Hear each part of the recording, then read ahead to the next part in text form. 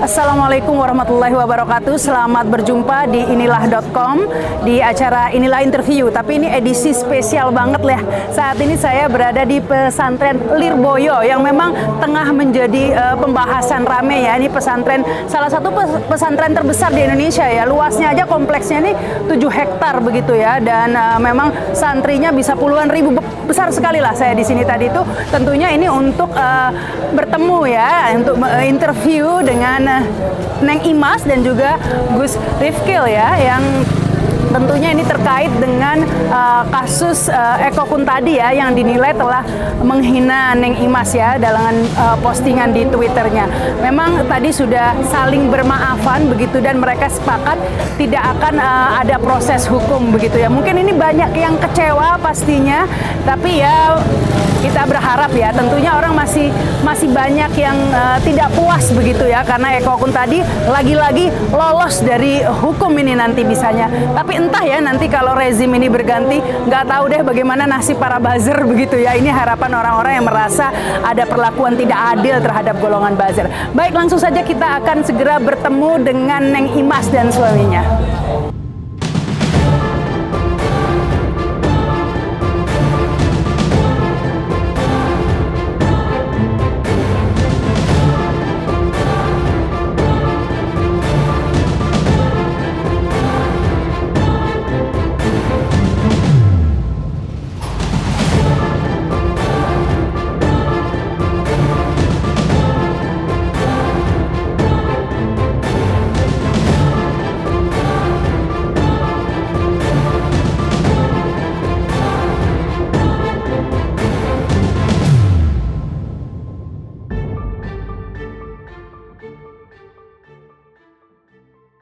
Assalamualaikum warahmatullahi wabarakatuh. Selamat berjumpa di inilah.com di acara Inilah Interview ya. Yang ini edisi spesial ya, karena saya ada di Lirboyo Kediri. Khusus ini datang ke sini untuk silaturahmi nih ya dengan Neng Imas dan juga Gus Rifkil.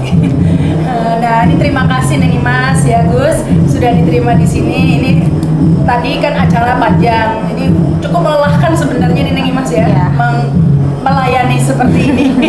Tapi tidak apa-apa. Tidak apa-apa ya Neng Mas. Ini terima kasih nih sudah diterima. Tapi kita ngobrol-ngobrol lagi nih Neng Mas. Pertama-tama soalnya begini, pasti sebelumnya sudah sering dengar kan yang namanya Eko Kuntadi ini. Kebetulan saya ini tidak terlalu mengikuti isu-isu nasional yang di situ kegaduhan ya isinya. Jadi kan kita tahu bahwa Eko itu banyak sekali ya sebetulnya sebelumnya yang dia lakukan. Ya itu maksud saya. Nggak pernah tahu ya kalau itu dulu sering gitu kalau kayak gitu sudah tahu belum? Saya baru tahu kebetulan saat terserang dan saya lihat profilnya, wah ini emang bikin gaduh gitu, sehingga baru mengetahuinya saat itu. Itu perasaannya gimana? Kaget nggak tiba-tiba nggak ada angin, nggak ada hujan, ujuk-ujuk video ceramahnya diposting, diviralkan kayak gitu, di mana itu Neng Imas? Awalnya tentu saja saya tahunya itu dari orang yang nge-tag saya. Nge-tag saya, ini gimana kok viral gitu. Nge-tag malam-malam waktu itu. Saya langsung apa ya sih, buka kan. Ternyata saya sendiri dengan ada label-labeling gitu. Yang luar biasa dan kata-katanya itu ya. Iya. Saya awalnya tuh mikir salah saya di mana gitu. Saya kan introspeksi, harus introspeksi ya, saya diajari ini. Saya salahnya di mana ya? Apakah saya salah bahasanya, salah penyampaiannya? Dan saya buka referensi saya juga ngomong tidak sembarangan, apalagi itu mengenai tafsir Al-Quran. Saya tidak ada salahnya di situ. Mungkin ini memang akal-akalannya orang saja ingin entah itu dengan apa bentuknya. Dari situ saya sangat menyayangkan komentar yang ada itu justru merendahkan sekali hal-hal yang saya yakini, yaitu adalah pembelajaran agama yang saya sampaikan. Itu saya sangat sedih ketika itu dijadikan bahan ketawaan, diolok-olok. Itu yang paling bikin saya sedih di situ. Kadang-kadang memang kita nggak habis mikir ya, ini apa, kenal aja enggak gitu ya. Kok sampai sebegitunya begitu, sepertinya sangat menyerang sangat pribadi begitu ya, kayak memang ada masalah pribadi padahal kenal saja enggak gitu ya. Tapi kalau melihat tadi kan udah maaf-maafan nih, tapi sebenarnya kalau Neng Imas nilai Gus Rifkil nggak menilai sebenarnya nih minta maafnya Eko Butag itu tulus nggak sih? Sebetulnya dari permintaan maaf itu kita juga minta pertanggungjawaban dia. Jadi ada beberapa syarat tadi yang disebutkan dan beberapa poin. Jadi kita tidak menerima tanpa adanya pertanggungjawaban. Sehingga pertanggungjawaban itu kan juga menuntut dia untuk melakukan sesuatu kan. Sehingga entah itu tulus atau tidak, kita kan tidak tahu hati orang. Cuman karena saya ini diajari untuk kalau ada orang minta maaf ya dimaafkan, ya saya maafkan dengan beberapa poin. Tapi kalau saya lihat-lihat tadi dia sepertinya memang ada penyesalan. Dan saya harap sekali tadi bilang mohon jangan diulangi ya. Kita ini harus berhati-hati, bukan hanya karena saya siapa, tapi karena memang keadilan itu harus ditegakkan. Kita itu harus tidak boleh lah membuat kegaduhan atas nama agama apalagi. Tapi kalau Neng Imas sendiri nih sebenarnya kalau hati orang kan nggak bisa dinilai. Tapi kalau hati Neng Imas sendiri bagaimana sih? Kalau orang Jawa bilang masih mangkel nggak sih? Mungkin ini sulit dipahami oleh kebanyakan orang, tapi sebetulnya motivasi saya untuk tampil dan berdakwah itu karena bukan berangkat dari validasi atau berangkat dari ingin tenar atau berangkat dari ingin aktualisasi diri di ruang publik. Sebetulnya bukan itu. Saya murni ingin menyampaikan apa yang sudah diajarkan kepada saya, murni ingin bermanfaat lah, karena kan kita tahu dawuhnya Rasulullah, balighuani walau ayatan, katakanlah, sampaikanlah dariku walaupun satu ayat. Jadi memang motivasinya, girohnya pingin loh orang itu tahu yang nggak tahu jadi tahu. Kemudian karena saya tahu, saya ngasih tahu kayak gitu sesuai dengan apa yang saya pelajari.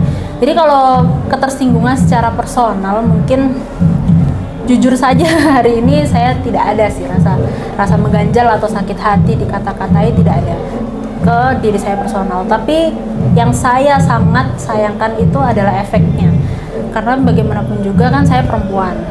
Jika kita diam saja dan tidak bergerak sebagai seorang perempuan atau tidak berstatement, tidak membela diri, ya akhirnya kita menormalisasi perempuan dikata-katai demikian. Mungkin ketika saya pribadi saya bisa memaafkan, tapi ketika orang lain belum tentu dia juga mendapatkan keadilan yang sama. Belum tentu orang lain itu mau minta maaf. Yang mengata-ngatai mau minta maaf belum tentu. Jadi saya sebagai seorang perempuan menyuarakan bahwa kita ini ibu peradaban, perempuan itu ibu peradaban, jadi tolong dihargai, tolong diperlakukan dengan selayaknya. Bukan atas nama pribadi, tapi atas nama perempuan. Perempuan manapun tidak ada yang layak diperlakukan seperti itu. Ya memang kata-katanya sangat tidak layak sampai nggak bisa diulang lah di sini ya. Tapi itulah sebabnya ya, karena kan memang Eko Butag ini bukan sekali ini aja, sebenarnya banyak. Tapi kali ini kemudian kena tokoh NU begitu ya. Nah ini yang orang-orang banyak sesal kan ini Neng Imas. Seharusnya ini diproses hukum aja biar kapok gitu. Ini kan untuk kedepannya, karena oh ya boleh memaafkan ya, kita tahu Islam mengedepankan maaf itu pasti ya, tapi maaf ya maaf gitu. Tapi kan proses hukum sebagai salah satu bentuk pertanggungjawaban gitu. Itu gimana kalau menurut Neng Imas? Mungkin ya Gus dijawab bantu Gus. Oke, jadi seperti yang saya sampaikan di sana atau tadi barusan saya ulang lagi nggak apa-apa ya. Jadi kondisinya kita balik coba ketika jenengan semua sebagai seorang laki-laki mempunyai istri yang di situ sedang hamil anak pertama, kemudian mendapati istri jenengan dicaci maki apalagi dengan kata-kata yang tidak layak, itu tentu ya emosi meluap-luap. Tapi karena kesabaran istri saya, akhirnya saya mencoba untuk manage emosi saya. Jadi waktu itu sedikit saya cerita sedikit. Tadi kan istri saya mengatakan mendengar itu atau tahu kabarnya setelah ada mention dan tag-tagan itu. Waktu itu saya pulang dari ngaji, masuk ke kamar, istri saya langsung bilang, "Mas, kersane iki, mboten napa-napa. Biarin saja." Karena menurut dia ini resiko kita bermedia sosial, pasti ada haters dan apapun itu gitu. Nggak mungkin semuanya suka, pasti ada yang nggak suka. Waktu itu saya, oke, karena saya belum lihat HP, cuma gini aja, saya taruh, masuk kamar mandi. Setelah keluar dari kamar mandi saya buka HP, saya lihat gitu kan, saya cermati lagi. Saya bilang ke istri saya, koyo ini aku nggak bisa sabar. Saya bilang sepertinya saya nggak bisa sabar. tapi diulang lagi keresahannya. Jadi membesarkan hati saya untuk bersabar. Tapi akhirnya saya tadi bilang memanage emosi saya dengan cara saya menanggapi dengan sebijak mungkin menurut saya, dengan serapi mungkin, tidak meluap-luap di media sosial, bahkan di status WA pribadi ataupun itu tidak ada.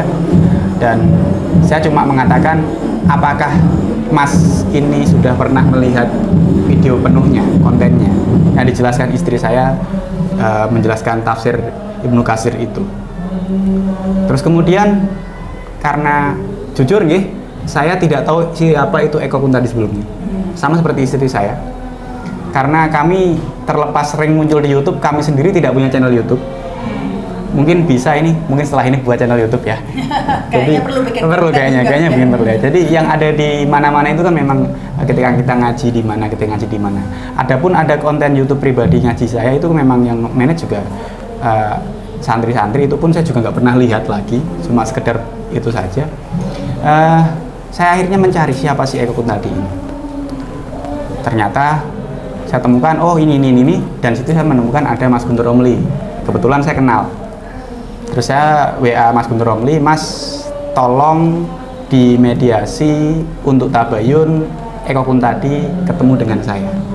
Oh, jadi bukan inisiatif Eko sendiri nih yang mau datang ke... Saya yang pertama kali WA Guntur Romli, buktinya masih ada, Mas Guntur juga bisa dicek. Jadi malam itu. Terus kemudian tadi disampaikan juga Mas Guntur baru respon jam berapa, karena beliau juga bangun tidur dan sebagainya, jam 2 gitu malam. Kontak Mas Eko belum jawab karena mungkin juga masih tidur. Pagi jam berapa itu baru setelahnya direspon lagi. Kemudian waktu kita perjalanan mau ke Lirboyo, kebetulan peristiwanya malam Rabu, malam Selasa. Apa itu? Malam Rabu atau malam Selasa kalau tidak salah. Paginya kita perjalanan ke sini malam Selasa ya. Selasa malam Rabu kita mulai siang udah perjalanan karena Rabu pagi ada acara pernikahan saudara di sini. Jadi di perjalanan itu Mas Eko WA.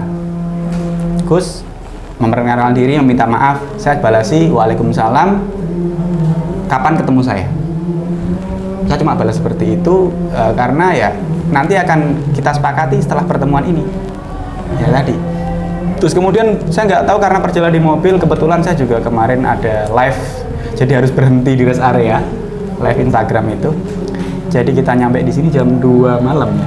Jam 2 malam baru bisa nyampe Kediri, belum ngecek HP lagi. Pagi di acara nikahan itu, wow, di timeline luar biasa, bulian yang mengatakan ini suami tidak, ya seorang laki yang tidak bla bla bla dan sebagainya, yang tidak pantas saya baca di situ. Dan akhirnya saya diutus untuk sama mertua Umi untuk berkomunikasi dengan keluarga besar dari Lirboyo, ditunjuk beberapa orang. Akhirnya sudah diputuskan dan saya bilang orangnya mau ketemu saya. Kapan? Mas Guntur Romli mengabari dan kemudian Mas Eko juga mengabari. Monggo, saya bilang. Karena saya lagi di sini, silakan ketemu di sini. Akhirnya terjadwal tadi ketemu di situ, dan tadi kenapa kok tidak ada respon, tidak ada emosi sebenarnya ya, sebagai laki-laki normal, sebagai seorang suami, jelas saya emosi dan jelas saya marah. Cuma sekali lagi karena saya disabarkan oleh istri saya mencoba memanage emosi saya dengan seperti itu, dan alhamdulillah nasihat-nasihat yang saya peroleh dari beberapa tokoh telepon saya, ada yang WA, ada yang DM menasihati saya, beberapa tokoh, beberapa kiai juga, beberapa habib juga, dan sesuai dengan dawuh para mas saya tadi, hasilnya seperti itu. Tapi kan sebenarnya banyak yang gemes gitu loh sebenarnya sama Eko Kuntadi ini. Yeah. Ya sudah banyak yang ngincer sebenarnya, tapi lolos terus dari sebelumnya. Dulu pernah menuduh Ustaz Hadi Hidayat katanya korupsi uang bantuan lah, pokoknya ada aja begitu ya. Jadi banyak udah yang gemes gitu. Ini mereka berharap gitu kali ini nih diproses hukum begitu. Jadi ini nggak akan diproses hukum gitu ya. Kalau dari keluarga besar tadi kesepakatannya seperti itu, tapi saya nggak tahu di luar kesepakatan dari keluarga besar kan ini, mohon maaf, istri saya ini kan milik umat, ya walaupun aslinya milik saya gitu loh. Maksudnya milik umat dalam hal ini untuk pelayanannya, ya, untuk dakwahnya ya. Kita kan sama-sama, kalau saya sering mengatakan ke istri saya, kita ini lelaki dan wanita panggilan. panggilan mengaji, maksudnya bukan panggilan yang dalam tanda kutip itu ya. Jadi ini saja, nanti setelah ini langsung geser ke Jogja 2 hari, besoknya kita ke Jakarta, ada undangan haji juga. Jadi apa ya? Jadi istri saya ini kan tidak cuma milik saya seorang, tadi saya bilang, milik umat. Yang dalam hal ini berarti pesantren. Nama besar Lirboyo di sini juga disangkut pautkan. Nah, di situ banyak sekali alumni, banyak sekali santri, bahkan tokoh-tokoh kita banyak dari Lirboyo. Dari PWNU juga banyak. PBNU juga banyak. Nah, maksud saya itu. Dan kemudian dari organisasi juga NU di sini. Ini tentunya ini juga masih menjadi satu keterkaitan, dan sekali lagi kaitan agama. Istri saya seorang muslimah dan di situ menyuarakan tentang kebaikan. Tentunya ini faktor-faktor yang mencederai beberapa poin-poin yang sebut ini. Bukan secara personal. Bukan secara personal istri saya. Terus kemudian yang tadi kita bahas di awal juga kaitan ilmu. Berarti ketika orang mengatakan dengan konten tadi, berarti secara nggak langsung orang itu tidak percaya Quran dan tidak percaya dengan ilmu yang disampaikan dalam tafsir Ibnu Katsir tadi. Ulama-ulama yang menyampaikan itu. Ya, poin-poin itu yang mencederai, tidak cuma mencederai secara personal istri saya, ataupun saya sebagai suami, sebagai kepala keluarga, atau yang lainnya. Jadi, ya seperti itu, silahkan. Yang jelas kesepakatan dari keluarga seperti itu. Terlepas di luar seperti apa, ya itu di luar kontrol dari kami. Jadi secara personal tidak gitu ya, tapi di luar itu ya masih banyak yang ngaret sepertinya ya. Ya. Kasus ini karena udah gemes gitu ya. Iya, ini sekali lagi saya tegaskan di luar kontrol dari saya. Ya. Karena sudah sesuai kesepakatan dari keluarga, kita tidak diperkenankan untuk dari atas nama keluarga, saya selaku suami tidak diperkenankan, ataupun nama besar Pondok Pesantren Lirboyo, ataupun yang di Kaliwungu di Pondok Pesantren Mambaul Hikmah juga tidak diperkenankan untuk melanjutkan. Akan tetapi ketika di luaran sana, sekali lagi saya bilang di luar kontrol saya. Terserah Anda. Ya monggo. Karena dari poin itu ketika nanti memang dampak yang ditimbulkan dari postingannya, entah itu dari polarisasi atau dari pihak-pihak yang tetap tidak terima itu kok bergerak melakukan sesuatu, itu termasuk adalah hal yang harus dipertanggungjawabkan Eko sendiri gitu. Karena Dalam draft kesepakatan tadi ya, jadi itu adalah bagian dari yang kami maksud dari bertanggung jawab atas dampak yang terjadi. Kalau dibaca kan sebenarnya kan sudah sempat minta maaf ya WA kan ya, terus dibalas itu oleh jenengan ya, minta maafnya ya jangan ke saya, tegas gitu jawabnya ya. Jadi minta maafnya jangan ke saya, ke umat, ke tafsir Ibnu ya pengarang. Ya itu kan tegas gitu ya. Terus nah ini apa yang membuat sekarang kok sepertinya lebih melunak begitu? Karena lagi-lagi saya tadi mengatakan bahwa sekalipun secara jelas, secara personal dia merendahkan saya, cuman masalahnya menurut saya yang paling penting poinnya Eko itu bukan hanya menghina saya, tapi andai kata-kata itu atau tafsir itu disampaikan orang lain, dia juga akan melakukan hal yang sama. Jadi yang paling dicederai itu adalah ilmu yang disampaikan, kemudian hal agama-agama, ilmu yang dihina, kemudian sebagai seseorang perempuan yang diperlakukan demikian, itu yang lebih penting dan poinnya adalah itu menurut saya. Sehingga saya pikir ya dia harus mempertanggungjawabkan itu, mempertanggungjawabkan dalam arti dampak yang ditimbulkan oleh orang-orang di luar sana itu dia harus menanggungnya. Tapi kalau saya secara pribadi, saya secara personal ini seperti yang saya katakan tadi, mungkin sulit dipahami kok bisa-bisanya nggak ada rasa sakit hati atau dendam. Mungkin itu memang mempengaruhi saya. Cuma yang lebih penting bagi saya ini, seharusnya perempuan tuh nggak boleh diginikan. Kalau ini bukan saya, ya nanti akan ada lagi yang dibeginikan. Ya, memang sudah ada lagi, sudah sering itu memang udah banyak banget bahwa perempuan maupun bukan bahwa memang seperti itu ya. Sudah banyak, makanya ini seorang sudah banyak yang sudah gemes tadi itu saya bilang ya.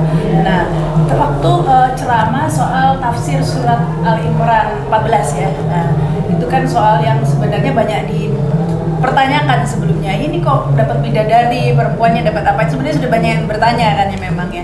Nah, saat ceramah soal itu, Neng Imas menyangka nggak ini akan bakal jadi panjang, jadi ada orang yang mempermasalahkan gitu, nyangka nggak? Nggak, tentu saja nggak ada yang menyangka kalau akan kejadiannya seperti ini. Karena ya kita tahu bahwa saya sendiri. Yang saya sampaikan itu yang penting ada dasarnya. Saya menyampaikannya dengan cara yang baik, dengan kata-kata yang saya kira sudah cukup sopan. Kalau dipermasalahkan berarti jelas yang mempermasalahkan itu orang yang sebetulnya dia tidak tahu atau orang yang tidak bertanggung jawab, pihak-pihak ya seperti Eko itu. Jadi menurut saya ya, saya maksudnya membicarakan ataupun mengatakan tafsir itu ya karena memang menyampaikan ilmu begitu saja. Tidak ada kepikiran akan viral, akan jadi omongan orang, akan jadi isu nasional, saya tidak ada. Mungkin saya tambahkan di sini ya. Jadi kita berdua ini dimanapun kalau menyampaikan, sebelum kita menyampaikan kita research dulu. Kitab apa yang akan kita sampaikan kita baca dulu. Jadi tidak asbun asal bunyi atau asal jeplak. Jadi yang disampaikan istri saya memang di kitabnya ada dan sama yang disampaikan, makanya tadi saya bilang saya ngecek videonya lagi, video yang aslinya dengan video yang dipotong itu. Dan dalam ceramah itu yang full, karena saya terus terang nggak nonton fullnya, saya nonton yang dicuplikan itu. Dalam video fullnya itu Neng Imas menyampaikan ya dalil-dalilnya atau dasar-dasar hukumnya begitu. Iya. Waktu itu sebetulnya karena memang ini kan video wawancara ya, tanya jawab, jadi memang ditanya itu langsung poinnya, langsung penjelasannya. Kalau saya sampaikan referensinya itu akan lama karena pakai bahasa Arab diterjemah. Jadi saya secara simpel tapi berdasar, maksudnya ada dasar yang saya ambil dari kitab, dari tafsir, baru saya sampaikan dengan cara yang sederhana yang sekiranya bisa dipahami dengan mudah. Karena kan orang itu kalau misalnya lihat video kepanjangan capek ya. Iya, makanya itu. Nah, itulah yang saya tanyakan. Ini memang adalah pengalaman yang sangat tidak menyenangkan, sangat tidak menyenangkan. Tapi bagaimanapun juga pasti ada hikmahnya ya. Yeah. Kalau menurut Neng Imas ini apa hikmahnya dari permasalahan ini buat Neng Imas dan suami? Tentu hikmahnya kami introspeksi tentu. Dan yang lebih penting lagi, kita ini menurut saya ya harus lebih menyuarakan lagi sih, kalau misalnya apa yang kita sampaikan ini lebih, supaya gimana caranya lebih relevan dan bisa diterima, sehingga kemungkinan-kemungkinan untuk disalahpahami atau kemungkinan-kemungkinan untuk memicu hal-hal seperti sekarang ini bisa diminimalisir. Kurang lebih Memang kalau tanya jawab itu tricky memang ya. Iya. Masih dalam, karena kan dadakan, spontanitas, Iya. kadang-kadang kita menjelaskannya bagaimana, yang nangkapnya bagaimana, orang kan beda-beda begitu ya. Iya. Kadang-kadang apalagi kalau divideokan begitu ya. Nah, tapi lepas itu setelah peristiwa ini, tadi katanya disebut rencananya apa? Katanya rencananya mau bikin YouTube channel atau apa, gara-gara ada ini mungkin, Gus? Ya mungkin saja karena dengan adanya video ini kan membuat polarisasi yang luar biasa, dan konten-konten sekali lagi saya bilang itu semua bukan produksi kita. Nah, itu memang kayak kita diundang, divideokan seperti itu. Jadi kok Ini tambah semangat. Iya, kayaknya bukan tambah discourage, tambah Iya, semangat, malah mau bikin, semakin mau ceramah, semakin menyebarluaskan dakwah, semakin tertantang begitu nih Mas. dan ini permintaan sebenarnya, permintaan kenapa nggak buat sendiri aja gitu. Iya. Jadi nggak tambah ini ya, nggak kapok lah istilahnya ceramah gitu ya. Jadi akan semakin tambah semangat gitu. Mungkin itu salah satu hikmahnya nih ya. Iya. Mungkin karena memang bagaimanapun juga kan yang saya percayai, agama ini kan akan terjaga sampai akhir hayat ya. Jadi semakin lama itu akan semakin ada hal-hal yang justru memunculkan ilmu itu lebih terang benderang lagi mungkin. Jadi bukan saya secara personal, tapi supaya ilmu itu lebih tersebar luas kan. Baik, ini terima kasih Neng Imas ya. Ya maklum kita lagi di pesantren, jadi dari tadi back sound-nya udah ada acara apa? Ini tiap malam Jumat, jadi ada Malam Jumat kita ya, ada sholawatan dan sholawatan begitu ya. Dari luar biasa, terus berdakwah pastinya tidak akan terpengaruh oleh seorang Eko Pung tadi. Tapi semoga hikmahnya lagi nih ya, setidak-tidaknya belajar lah ya itu ya, bazar-bazar itu untuk lebih menghargai perbedaan dan tidak menggunakan kata-kata yang kalau orang lain gini loh, orang-orang kan selalu membandingkannya itu kan sebelumnya ada Ustadz Maher gitu ya, yang sampai meninggal di penjara begitu ya, gara-gara diproses hukum karena ini. Nah ini yang mungkin kemudian ada Ahmad Dhani, itu tuh netizen begitu Gus, banding-bandingannya begitu Gus, makanya sebenarnya Gus dibanding-banding ya gitu. dibanding-bandingin Gus, agak kecewa Sekali lagi saya tekankan sebagai seorang laki-laki dan sebagai seorang suami, saya pasti seperti jenengan semua emosi, marah. Cuma ini yang mungkin membedakan karena kita basicnya dari santri. Santri itu nderek dawuh kiai. Ketika kiainya mendawuhkan apa, ini yang menjadi pegangannya. Jadi tagline santri nderek dawuh kiai itu yang kita pegang, dan banyak kiai yang menasihati saya, banyak habib yang menasihati saya, tokoh-tokoh nasional nggak perlu saya sebut juga menasihati saya. Yang ngedem-ngedem lah istilahnya. Yeah. Gitu. Dan keluarga besar dari Lirboyo juga menasihati, orang tua saya di Kalium juga menasihati, keluarga yang di Tegalrejo juga menasihati. Intinya semuanya menasihati, dan pada dasarnya alhamdulillah tadi disampaikan juga oleh Pak Le dari istri saya, sama sekali tidak menemukan hate speech atau umpatan atau ekspresi dari kemarahan yang saya unggah di media sosial apapun yang saya punya. Ya sekali lagi karena kesabaran istri saya. Mungkin kalau waktu itu istri saya mungkin kalau bicarakan ini bagaimana mas, niki pripun mas, gitu saja saya udah mungkin bereaksi yang luar biasa. Tapi karena dia bilang pon kersane, biarkan saja. Ini akhirnya yang saya mencoba melawan emosi saya, amarah saya, kemudian saya manage sedemikian rupa, dan cuma saya tanggapi kapan saya ajak untuk ketemu, dan memang Ya itulah yang pertanyaan saya tadi ya, itu saya sambung lagi terus. Apa namanya, yang memulai menginisiatif ini panjenengan sendiri gitu. Iya. Kok kayaknya orang niat ngono.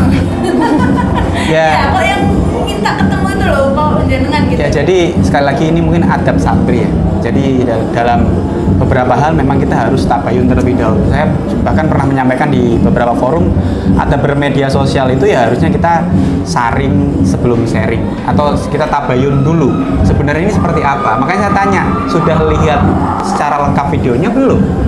Oh, untuk keperluan tabayun. Iya, kalau dia memang bilang sudah lihat semua, ya monggo. Kan setelah itu di tweetnya saya sampaikan juga tulisan Arabnya tafsir Ibnu Katsir itu, dengan harapan sebenarnya kalau tidak terjadi polarisasi seperti ini, harapan saya orangnya ke sini ngaji bareng, ayo tak ajari iki lho, maksudnya gini gitu. Awalnya kalau ditawarin itu mau nggak kira-kira? Siapa?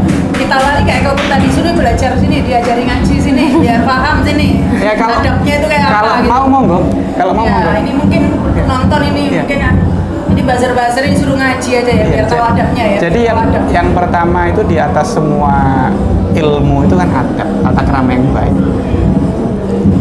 Esensi dari ilmu. Jadi mungkin kegaduhan itu sudah sangat luar biasa ya di negeri kita. Sebetulnya kita ini ingin apa ya, secara personal memaafkan, tapi ya tentu saja harus ada pertanggungjawaban dari pihak Eko itu sendiri mengenai dampak yang ditimbulkan atas apa yang dia lakukan sendiri. Termasuk saya beberapa kali tadi ditekankan, yuk attitude-nya dibeneri, kemudian kita harus berpikir panjang, kita ini bagian dari peradaban loh. Kalau misalnya peradabannya gaduh terus, nanti anak cucu kita semakin sulit lagi dapat keadilan. Ya itu adalah bagian dari harapan-harapan saya supaya kedepannya bisa lebih baik lagi. Dan tanggung jawab dia untuk meminta maaf terhadap halayak umum, terhadap orang umat Islam secara keseluruhan itu ya harusnya ditunaikan ya, dengan cara merubah dirinya menjadi lebih baik. Kemudian tidak sembarangan lagi nih kalau ngomong gitu. Kemudian lebih mementingkan keadilan dibanding kepentingan yang lain.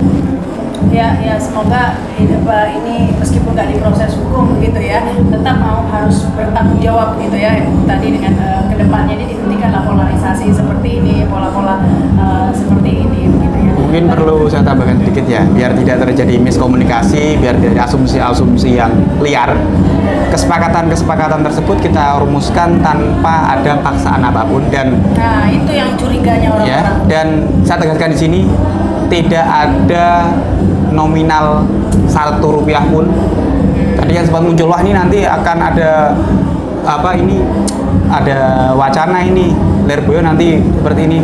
Lirboyo tidak mendapatkan keuntungan apapun dari kasus ini, maksudnya di finansial.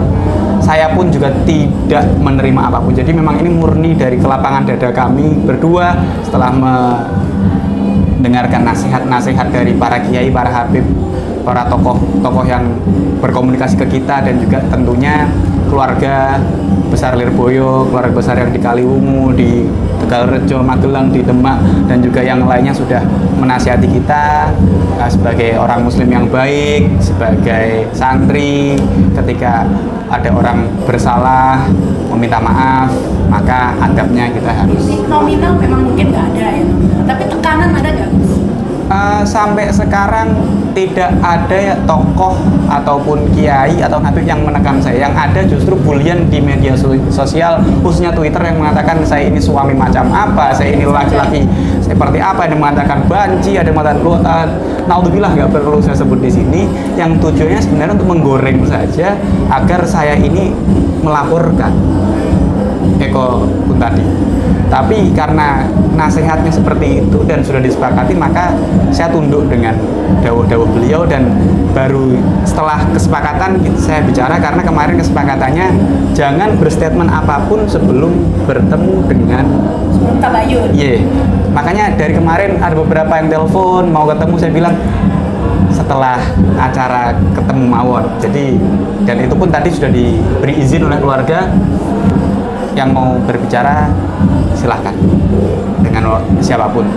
Tanpa izin dari keluarga tentunya kami tidak akan seperti ini gitu, karena sekali lagi membawa nama besar keluarga Pesantren Lirboyo. Jadi ini sudah tutup buku ya, Neng? Sudah tutup buku, udah kasus ini sudah ditutup begitu ya.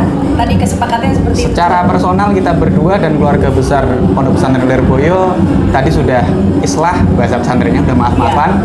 Tapi yang kita bahas di depan tadi, kalaupun memang di luaran sana, sekali lagi saya sampaikan, itu di luar kontrol saya. Yang mau melapor atau menindak itu di luar kontrol saya. Karena kalau jenengan peka, tentunya poin-poin yang saya sebutkan tadi bisa menjadi delik dan bisa menjadi celah. Iya, sebenarnya. Ya. Tapi sekali lagi dari beberapa hal yang tadi kita bahas, sekali lagi dari keluarga besar, dari pondok pesantren, dari kita berdua sudah sepakat sesuai dengan nasihat-nasihat yang ada untuk memaafkan. Oke, makasih ini ya Gus, makasih Neng Ima, semoga lancar ini ya, ini bulan-bulan pertama ini biasanya susah-susahnya ya. Semoga ini jadi semuanya lancar, sehat begitu ya. Ibu anak sehat, amin. Terima kasih sudah diterima, terima kasih juga yang sudah menyaksikan tayangan ini. Jangan lupa subscribe dan komen. Saya Nama Sari.